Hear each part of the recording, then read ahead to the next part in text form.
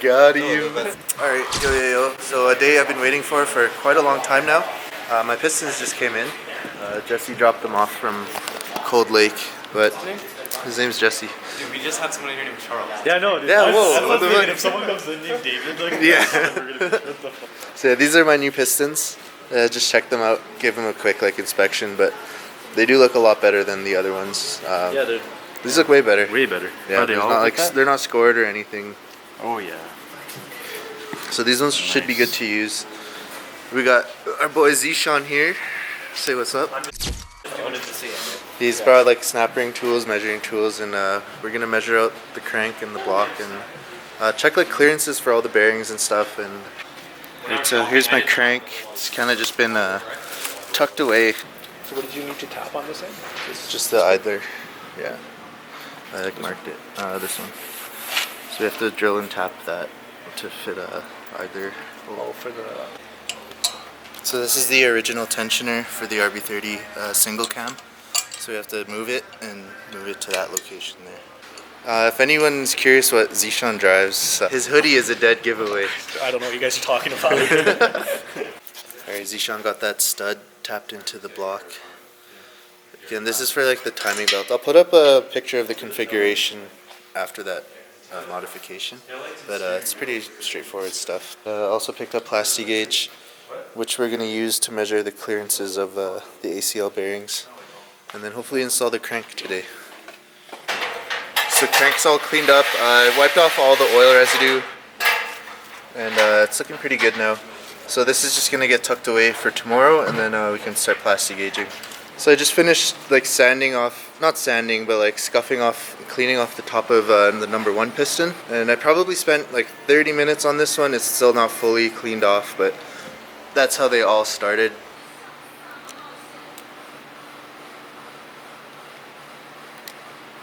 Just finished swapping the first piston. Pretty straightforward stuff. You just gotta take out that one snap ring, heat it up, knock that wrist pin out, and then do the reverse to install the new one.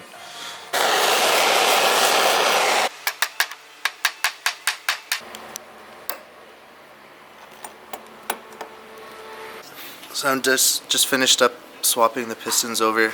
The dirty ones are actually the good condition ones. They just haven't been cleaned yet. These ones got cleaned at the machine shop when I was getting the rods fitted, and yeah, that allowed us to like see all the scoring and imperfections that we didn't see when they were covered in oil. So yeah, these ones are junk. So continuing with the cleaning of the pistons from yesterday, this is just like a hot water and a brake clean solution. So I have these pistons sitting in there, and hopefully just soften that carbon up, so when I hit it with the scuff pad, that all those carbon deposits come off a bit easier.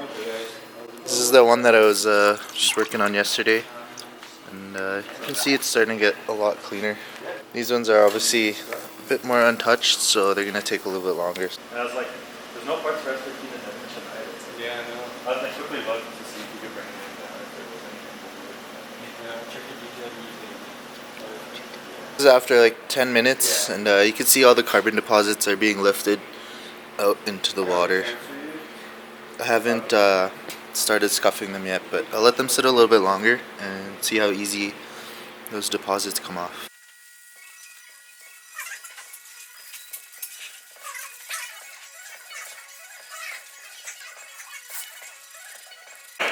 So these are the 3 that I just finished cleaning, soaking in that brake clean bath for like maybe like 45 minutes to an hour, not even, and just like scuffing it with the Scotch-Brite pad.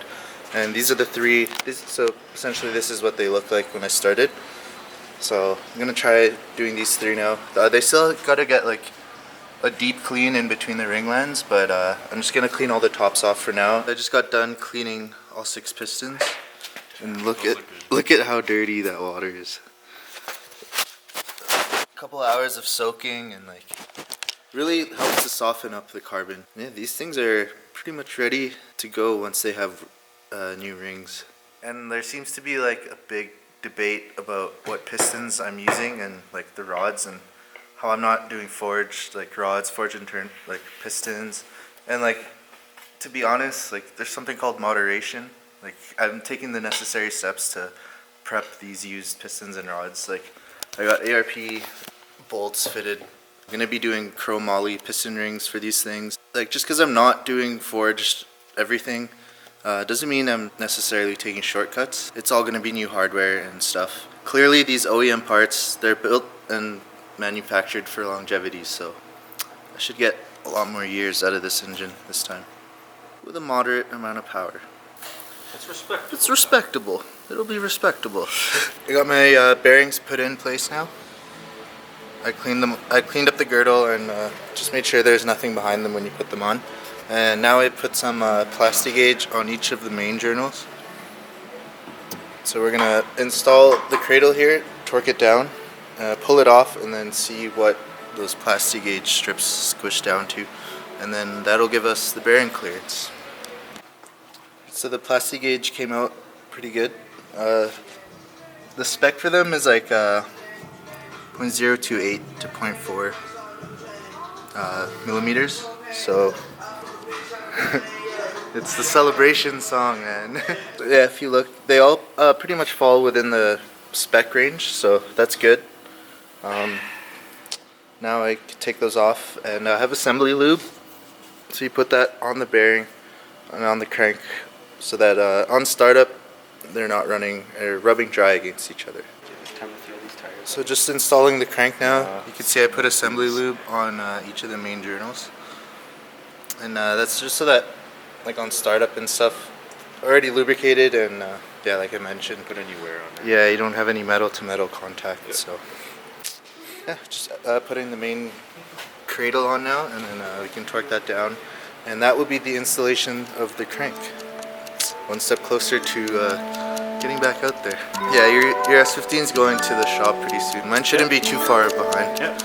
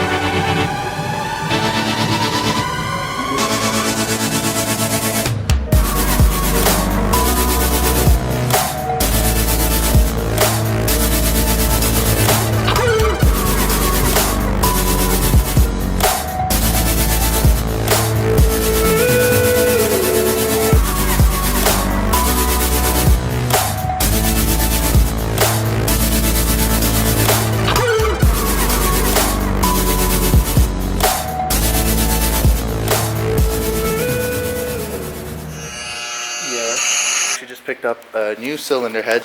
This is a turbo RB25 cylinder head.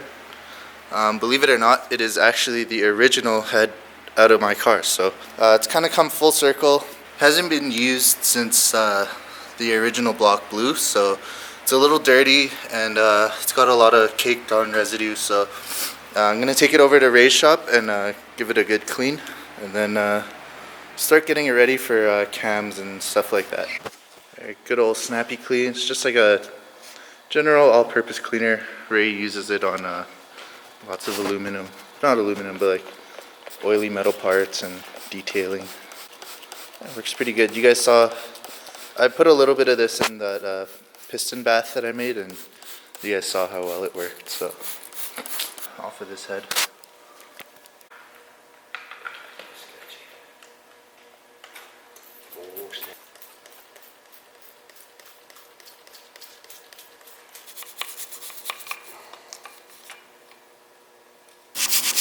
Always remember to brush your teeth, kids.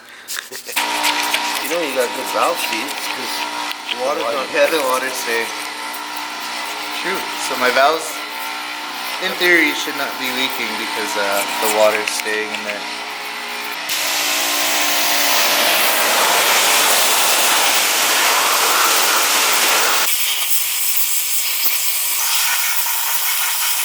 These are all the cam caps that go with the cylinder head. I'm just gonna soak them in this stuff. They are pretty stained, just like the head was, but yeah, this stuff works pretty good. So all this brown oil stains should come off pretty easily. Here are all the cam caps. Literally just like 20 minutes of sitting in that stuff, and all the staining and oil came off. So this is What is going on? Charles gets a clean head part 2. You guys, I want to tell you What that. is that? Look how nice I am. Oh, spark Put plugs. them in a Dude, nice protective jeez. bag and labeled them. You could throw With a those out, smiley man. face. Those are good. Those are junk. Those are junk. Yeah. right after. My oil pump just came in from Auto Dream, so we're gonna do unwrapping. Yeah, it's so fresh. It comes in a diaper, man.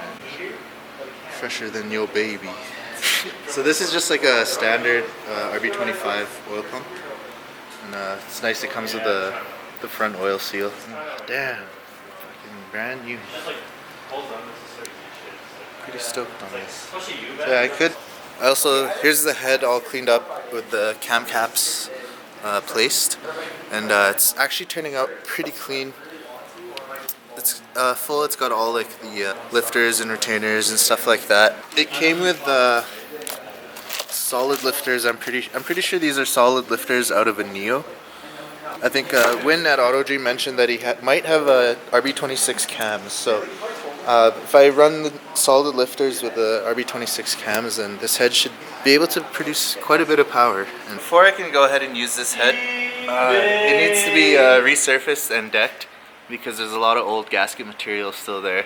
And on top of that, there is a little bit of modification that needs to be done to fit this onto the RB30 block. So if you look right there, that is a oil feed for the VCT cam timing. And the RB30 block doesn't have that oil feed. So what I have to do is drill and tap this hole and just plug it with like it's called a grub screw or a set screw. Getting pretty close for this thing. I want to try to run some GTR cams with those solid lifters, and really get this thing like sounding nice and flowing right. And I also got the turbo that I got on trade, and it's probably the biggest turbo I have ever seen. That's what she said. So there's David's turbo, which is already, as it is, a pretty big turbo for the setup.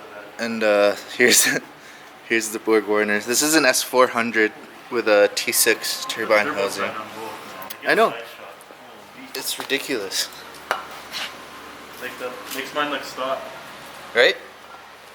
David's running a stock turbo.